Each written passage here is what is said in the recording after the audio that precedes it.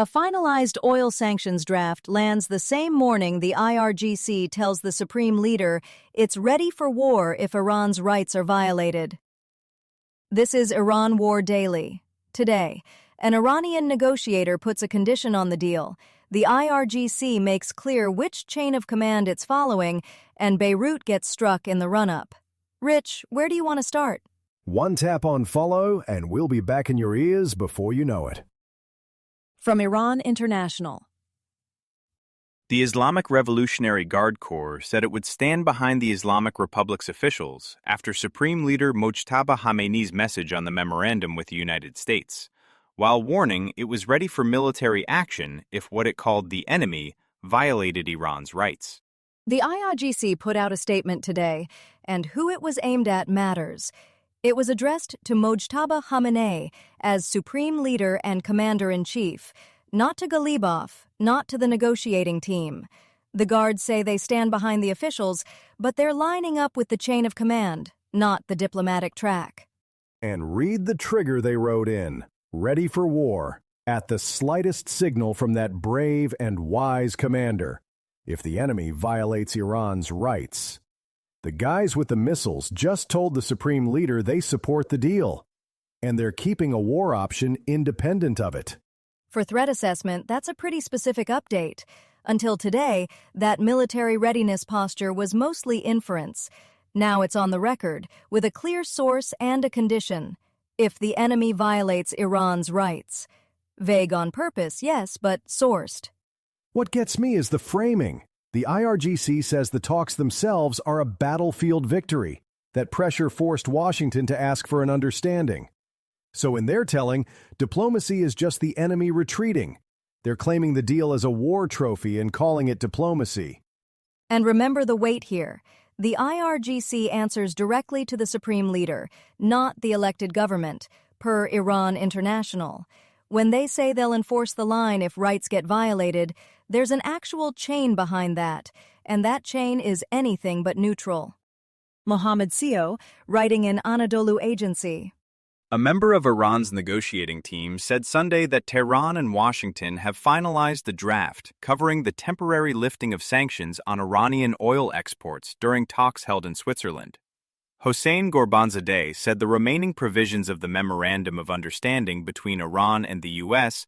will not enter into force unless a final settlement is reached to end the war in Lebanon, Iran's semi-official Tasnim news agency reported. Hossein Ghorbanzadeh, who is on Iran's negotiating team, says they finalized a draft in Switzerland on temporarily lifting sanctions on Iranian oil exports. That's per Tasnim through Anadolu. But he attached a condition, and I want to read it precisely. The broader provisions of the MOU will not enter into force without a final end to the war in Lebanon. So the oil draft exists, and it's a hostage. Ghorbanzadeh is saying the thing the world wants, the actual relief, doesn't switch on until a war that's still going actually stops. And put a calendar on it. The waiver runs out August 21st. A final end to the war in Lebanon is not getting locked in by August. So the draft can be finalized and still not buy anyone a single paid-for barrel. The new piece here. For the first time, an Iranian negotiator has put a public sequencing condition on the deal. He's tying the nuclear and economic file directly to the Lebanon front, on the record. From Bilal Hussein and Malak Harb at Associated Press. The Israeli military said it launched strikes on Beirut on Sunday, targeting Hezbollah infrastructure, despite ongoing efforts to negotiate an end to the U.S.-Iran war. Smoke could be seen rising over the Lebanese capital. The office of Israeli Prime Minister Benjamin Netanyahu said the strikes were in response to Hezbollah attacks in northern Israel. The dateline here matters. Beirut, June 14th. The Israeli military says it struck the southern suburbs the same Sunday morning that a resident, Mariam Bada, says she was about to make breakfast and heard 2 strikes. And this is the front that oil draft doesn't touch. We just heard about the IRGC reserving a war option and Tehran finalizing sanctions relief, and Israel, which signed none of it, is still hitting Beirut. There's the structural gap. Point 1 of the MOU has Lebanon language, but Israel isn't a party to the document. AP puts it bluntly. Strikes were hitting the suburbs even as Washington and Tehran moved toward a deal, with military action running outside the diplomatic track. Independent of the track. So you've got a building down, emergency vehicles, a woman looking for her son, and a deal that has nothing binding to say to the side that dropped the bomb. Let's be precise. This footage is dated to the 14th, before the MOU was even finalized. It's not today's strike. It's a sourced example of that pattern continuing into the run-up. Which is the whole point. The strikes predate the framework and then outlast it. Salam came to look for his son. His friend was in the targeted building. The negotiators in Switzerland never had to write a clause for that part. Foundation for Political, Economic, and Social Research writes, The Strait of Hormuz is a critical choke point through which approximately one-fifth of the world's maritime oil and liquefied natural gas, LNG, supply flows to various markets.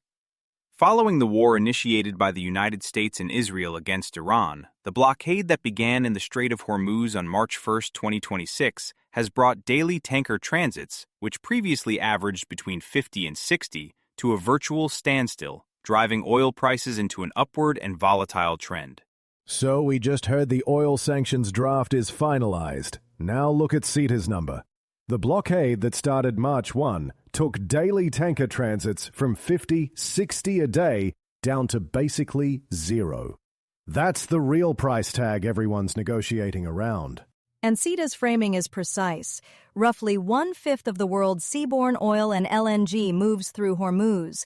A stoppage there hits the global market immediately. Right, and that's my point.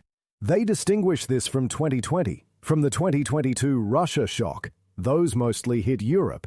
This one's unprecedented because there's no rerouting around Hormuz. You can't pipe your way out of a closed choke point. Which is why the draft we covered earlier matters as much for what it leaves out. Ghorbanzadeh tied the broader provisions to a final end of the war. The shipping lane is the thing the paper doesn't actually reopen. Temporary oil sanctions relief sounds great. Means nothing if the tankers can't sail. CETA's data is the asterisk on every optimistic headline today. If you want concise daily briefings on fast-moving crises, try Ebola Watch, a daily briefing on the Ebola outbreak in DRC and Uganda, with case counts, border tracing, WHO vaccine news, and travel guidance every weekday. Find it wherever you listen to podcasts. You'll find links to every story we covered today in the show notes. So if something caught your ear, you can dig in there.